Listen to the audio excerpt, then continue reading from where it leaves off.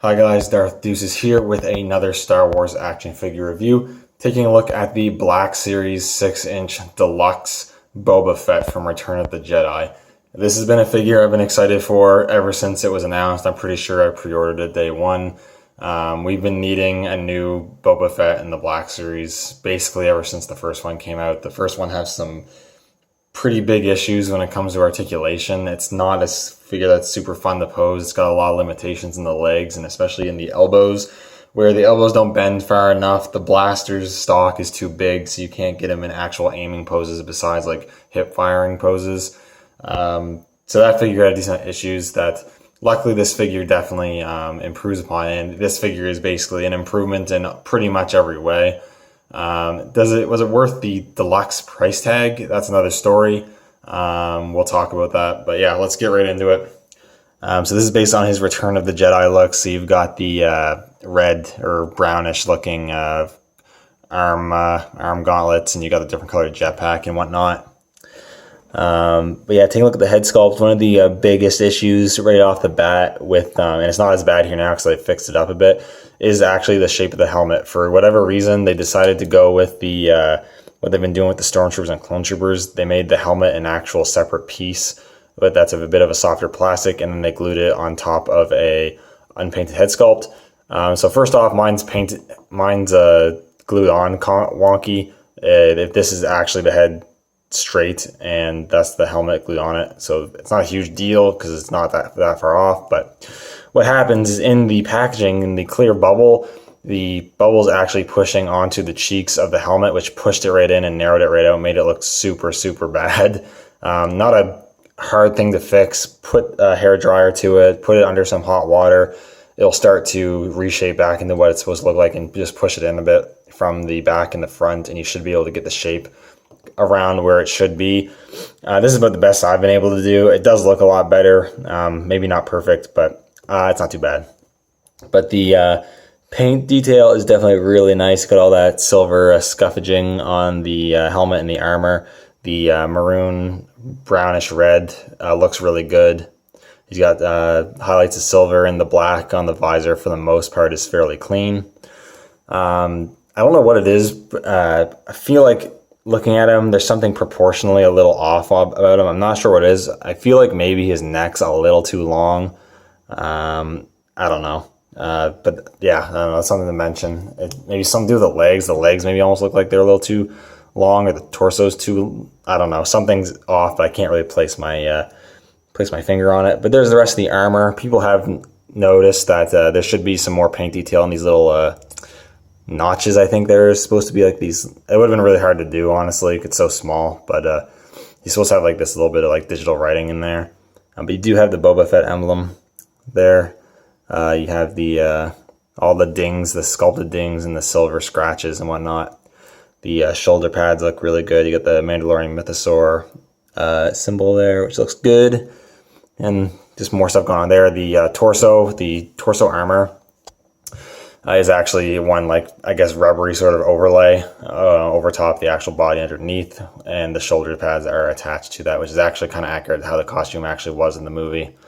The sculpt of the cloth suit underneath, it's good. The sculpting works well done. I do think this figure would have benefited greatly from a wash to make the suit, the cloth bits, and even the armor look a bit more worn and dirty. Not a big deal, something that is not super hard to do on your own, but I think for the deluxe price tag, they could have done that. But the gauntlets look good. He's got the little missile or whatever that's supposed to be on there. A couple different painted details. The gloves look good. The wires on the gauntlet over here, they're pretty nice, sturdy wires. I don't think they're going to be like the Jango Fett ones. I don't think these will break anytime soon, which is good. The belt here is actually a floating piece. It's not glued down, which on the one hand, it kind of gets out of the way if you're trying to pose around, but on the other hand, it moves around a lot and gets out of place, and you have to readjust it when you got them in the pose you want. I'm actually not sure how it's supposed to go. If it's supposed to go further down, or if it's supposed to go like that. I think it's supposed to be like that, but yeah, that's cool. On the back here, one of his accessories, I'll talk more about this later, you have the jetpack there. It is pretty nicely painted for the most part. You do have the little cape. It is plastic, but it's a very soft, pretty much rubbery plastic. It moves out of the way really easily. I would be careful. I wouldn't like pull on it because you probably rip it off. It's probably just glued on. But yeah, it gets out of the way. No problems there. And it's a decent size. It's not like the soft goods Empire Strikes Back one, which is like way oversized and pretty rigid. And the legs, knee guards. He's got the little tools painted and sculpted in the pockets there. The little dart shooters or whatever those are supposed to be. And the boots with the little pointy things on them. I think they're supposed to be like dart shooters as well or something like that, some sort of weapons. But yeah, for the most part, pretty good looking. You do have to put a little bit of work into it out of the packaging to get it to look proper. But aside from that, not too much to complain about for the most part. Articulation wise, you do have 2 joints in the neck. You got up in the head ball joint and a base neck ball joint. As you can see, the neck actually has a sculpted like seam or collar zipper or something like that, which I think is supposed to, I might be wrong, I think it's supposed to face forward. And when it's facing forward, you get a ton of looking down, but you only get a little bit of up. But if you rotate this neck joint, wherever that seam is pointing, it'll move more. So if you put it to the back, he looks up all the way. So that's kind of interesting / kind of weird. I'm assuming that wasn't intentional, but I don't know. But yeah, you can basically get anything you want at the head. It pivots pretty good. You do anything you want with it. Ball hinges at the shoulders move pretty good. The shoulder pads move out of the way. There is also a butterfly joint there, which gives you a little bit of forward and back motion. Nothing too crazy, but it's there. Single hinges at the elbows move just a bit past 90 degrees. So that's not too bad. And you get rotation at that hinge joint as well as rotation at the gauntlet. And you also get both wrists rotate. The left wrist goes in and out, and luckily Hasbro is paying attention and they are making their blaster wielding characters have the up and down vertical hinges, which is really good. Torso joint gets a decent amount of movement, you know, a little bit of crunch, not really much back, a bit of pivot, and you get rotation. Not crazy, but it's definitely functional. Hip joints, they move out quite a bit, nothing hindering there like on the previous release. Kick forward decently. Swivel cuts at the thighs or upper thigh there. Single hinge at the knee, which moves about just past 90, and the knee guard is above that joint, which, yeah, that works fine enough. And then you have hinges. They move forward decently, move back quite a bit, and you get rotation or pivot there. So, yeah, definitely an upgrade in articulation. You can get this guy in so much more poses than the previous figure, and he poses pretty easily. Nothing's tight or anything like that. So he's fun, definitely fun to pose. Now, in terms of accessories, because this is a deluxe release, they packed him in with more accessories, and the more accessories is supposed to justify the deluxe price cost. And we'll talk about these accessories. I'm not a huge fan of some of them. I really like some other ones. And also, actually, one thing I forgot to mention is the rangefinder on the helmet. It does move down, and they've been making this standard with all the rangefinder helmet characters, which is awesome. But first and foremost, the jetpack. It is on his back here. You can remove it. It plugs in securely, which is no problem. Which is good. You can remove the missile, which is a nice little feature. Nothing really you can do with it, I guess, but you can make it look like he's fired it, so yeah, that's cool. Goes in securely. The thrusters here, you can actually rotate these. Out of the packaging, you might have to heat these up because mine were stuck at first, and if you force them, they might break. So just be aware of that. And then the other accessory that's definitely the standard is he comes with the rifle, his trademark carbine, the Return of the Jedi version. Might be a little hard to see, but it's, I think, molded in black, and they gave it a really heavy like brown wash to kind of make it look worn and maybe a little rusted, I guess. I think maybe they were a little heavy-handed on the paint, but it looks good enough. I don't really care that much. And he can hold it really well. It is a bit of pliable plastic, not like super gummy, but it is pliable enough so you won't. It'd be pretty hard to break off the stock from putting in his hand, so that's good. Easy enough to get in his hand, and it looks really good. Yeah, that looks great. And like I said, you can actually get aiming poses with this guy. You can get him holding it with 2 hands. And then you can get him actually, with all the articulation, you can actually get him aiming the gun up. You can't do that with the old release. And you can do all sorts of cool stuff. So the posing on that's really awesome. I'm really happy with that. Now I'll talk about a couple of the accessories I'm not a fan of. He does come with another version of the rifle, which, as you can see, has this yellow sculpting and paint on it, and you can actually split it apart to simulate his rifle being sliced in half by Luke Skywalker.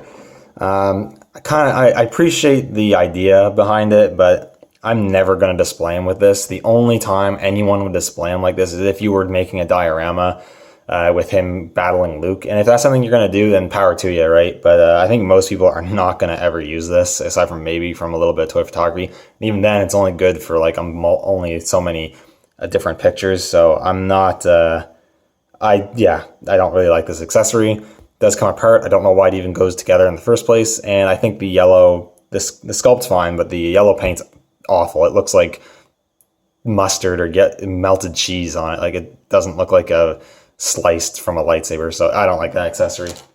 And the other accessory I'm unfortunately not a huge fan of is you do get his little grapple cable or whatever. A few things I don't like with this. The little end here is sculpted nicely. It's in silver paint. The way it connects is kind of lame. It's just a clip. It just seems kind of cheap. And I don't feel it goes on his gauntlet super securely. It kind of goes on there, but it's not super tight. The rope is not super long. And also the only thing, again, you can do with this is wrap another figure up in it, which probably not many people are going to do in their display. And even if you do plan to do that, the rope is so short that you gotta have Boba Fett basically right in their face to actually get them tied around it. So I would have preferred, in the digital renders, they just had it shooting out. I was hoping it'd be just an effect piece, a plastic effect piece, although it would have been pretty fragile, I guess, but a plastic effect piece making it look like it's shooting out, that would have been awesome. I would have been totally down for that. But this, I just find it's kind of lame. Not the worst, but it's not great. But then the last few accessories you get, I do like. It is some effect parts. So first off, you get these two little flame effects. I like how they're sculpted, translucent orange plastic that fades into the yellow, and these ones specifically go into the thrusters on the jetpack. So you can port these in, and you can simulate he's flying around. I think that definitely effect parts always breathes a bit of extra life and dynamic nature to your figures. Unfortunately, it doesn't come with any of the flight stand. It would have been cool if they included that. I do have some extra ones, but still, if you have a flight stand, you can make use of these. Again, I guess if you don't have a flight stand, you don't really plan to get one or anything, you might not like these because you can't really use them otherwise. But yeah, these effect parts I'm always a big fan of. And then my favorite accessory is the flamethrower effect part, which is pretty similar to kind of similar to the Incinerator Trooper one, but it's a different mold, of course. But I like what they did here. It's a decent length, but it's not too big where it's a big chunk of plastic that's going to weigh the figure down. I like the orange that fades into the yellow again. It goes into the left side gauntlet, this big like gun thing here, which I want to say in canon, in the universe, it's not actually the flamethrower, but it doesn't matter. It goes in really securely. Pose the hand around, and then you've got him shooting the flames out, and that's awesome. I love that. That is super, super cool.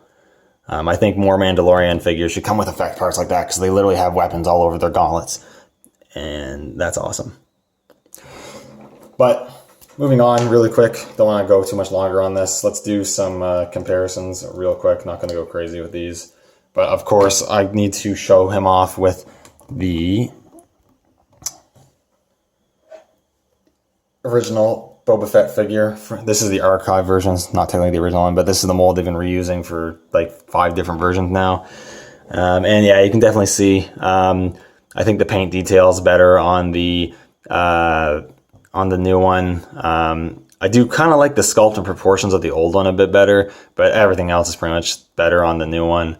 Though I do like that this new one, while it's an upgrade, I'd like that it doesn't completely make this old one obsolete. They are 2 different looks. This is Empire Strikes Back, this is Return of the Jedi. So I'm going to keep the Empire Strikes Back one. He's going to be displayed with my Empire Strikes Back bounty hunters. And then, I don't know, I'll put Boba Fett somewhere else. Probably with the bounty hunters, but he'll be somewhere else. So I like having both looks. This one's the better one, but this one's still cool. And I like that he's not kind of like redundant in the collection. And just for some more size, here's the new Stormtrooper. They stand about the same. The Stormtrooper is actually slightly taller. But I think that scales good. And then for fun, here he is with the Empire Strikes Back, recent Empire Strikes Back Darth Vader. And I think they look pretty cool together. But overall, this is a definite upgrade to that original figure. I think this figure is really good. It has some, I wouldn't say any of the problems with this figure are major for the most part. They're all pretty minor flaws. Do I think this is worth the price tag? Yes, like Hasbro knew what they were doing. They knew Boba Fett was going to sell, so they put it at that deluxe price point, threw in a couple of extra accessories that you may or may not like, but they knew people are going to buy it, and they are. They're going to buy it. It's Boba Fett. And the figure itself is really nice. Now, I would have preferred if they cut some of the accessories, you know, cut the jetpack thruster effects, cut the sliced rifle, cut the harpoon thing, just keep like the flame effect, the blaster, and the jetpack, and made this a standard release. I think it would have been a bit more worth the money, especially considering they didn't really go the extra mile and give him the paint weathering. But again, not a really big deal. It is, again, at the end of the day, pretty great figure, a great upgrade to the Boba Fett. I can't speak on if it's better than other 112 Boba Fetts. I don't have them. In my opinion, I think this looks better than the SH Figure Arts, but doesn't look better than the Mafex one, or Mafex. But yeah, it's kind of up to you on that part. Anyways, thank you guys for watching. Let me know what you think down in the comments below. Like, comment, subscribe, all that good stuff. Check out my Instagram down in the description below, and I will see you all in the next one.